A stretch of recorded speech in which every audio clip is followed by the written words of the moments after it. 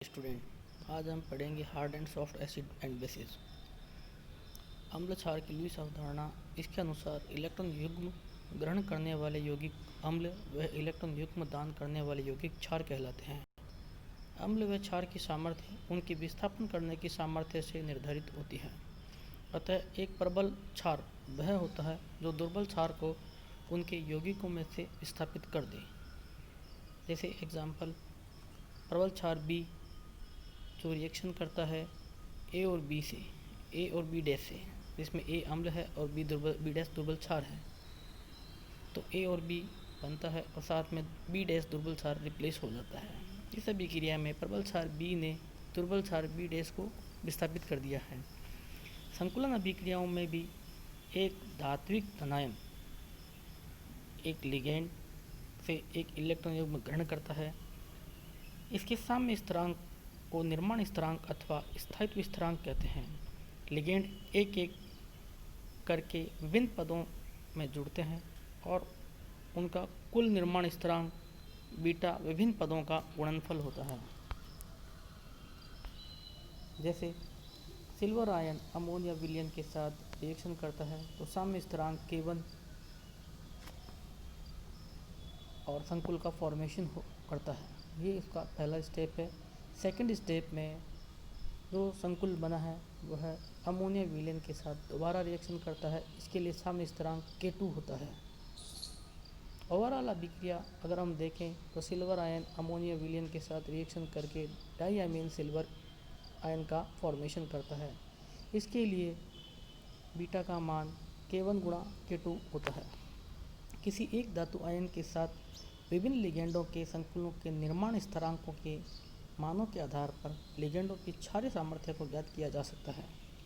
ऐसे ही एक लिगेंड के साथ विभिन्न धातु आयनों के संकुलों के निर्माण स्थिरांक के आधार पर धातु आयनों की अम्लीय सामर्थ्य को भी ज्ञात कर सकते हैं। धातु आयनों के प्रकार। हार्लैंड, चैट एंड डेविस ने संकुलन अभिक्रियाओं के बंधन की प्रायिकता के आधार पर दो वर्गों में विभाजित किया है, वर्ग ए और वर्ग बी के धातु आयन। वर्ग ए के धातु आयन मेटल आयन ऑफ क्लास ए। इस वर्ग में क्षारीय धातु आयन, क्षारीय मृदा धातु आयन, उच्च ऑक्सीकरण अवस्था में हल्के ट्रांजिशन मेटल आयन जैसे टाइटेनियम 4+, आयरन 3+, कोबाल्ट 3+ व हाइड्रोजन आयन सम्मिलित हैं। इनके निम्न अभिलक्षण होते हैं। ये कम घनत्व वाले हल्के तत्व होते हैं। इनका आकार छोटा होता है। इनकी ध्रुवण क्षमता उच्च होती है। ये हाई ऑक्सीडेशन स्टेट वाले होते हैं। इनके आउटर मोस्ट इलेक्ट्रॉन या कक्षक आसानी से विकृत नहीं होते, मतलब पोलराइज नहीं होते। वर्ग बी के धातु आयन metal ion of class B.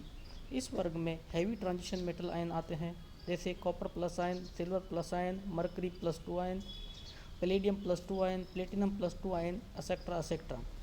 इनके निम्न करैक्टर होते हैं। ये हाई डेंसिटी वाले हैवी मेटल होते हैं। इनका साइज़ बड़ा होता है। ये आसानी से पोलराइज हो जाते हैं।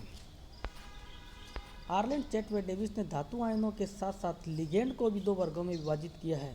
वर्ग ए, इनमें वे लिगेंड आते हैं जिनकी प्रायिकता वर्ग ए के धातुओं के साथ संयोग करने की होती है, अर्थात वर्ग ए के लिगेंड वर्ग ए के धातु आयन आसानी से संयोग कर सकते हैं, या वर्ग ए के लिगेंड वर्ग बी के धातु आयन के साथ संकुल करने की प्रवृत्ति प्रबल होती है।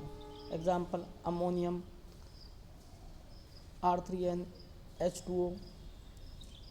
वर्ग ए के धातु आयनों के साथ इनके संकुलन की प्रायिकता का क्रम निम्न होता है। फ्लोराइड की सबसे ज़्यादा, फिर क्लोराइड, फिर ब्रोमाइड, फिर आयोडाइड, फिर ऑक्सीजन, सल्फर, सेलेनियम और टेल्यूरियम, नाइट्रोजन, फास्फोरस, आर्सेनिक और एंटीमनी। वर्ग बी, इनमें वे लिगेंड आते हैं जो वर्ग बी के धातु आयनों के साथ प्रायिकता से संकुलन अभिक्रिया संपन्न करते हैं। उदाहरण, फास्फीन, R2S आदि जैसे लिगेंड। वर्ग बी के लिगेंड की वर्ग बी के मेटल आयन के साथ संकुल की प्रायिकता का क्रम निम्न होता है। फ्लोरीन की सबसे कम, फिर क्लोराइड, फिर ब्रोमाइड, फिर आयोडाइड की सबसे ज़्यादा, ऑक्सीजन और सल्फर की लगभग बराबर, सेलेनियम की ज़्यादा और टाइटेनियम की सेलेनियम के बराबर, नाइट्रोजन और फास्फोरस की बराबर, आर्सेनिक उससे ज़्यादा और एंटीमनी उससे ज़्यादा। Thank you. रेफरेंस लिया गया है डॉक्टर P भागचंदानी बुक से।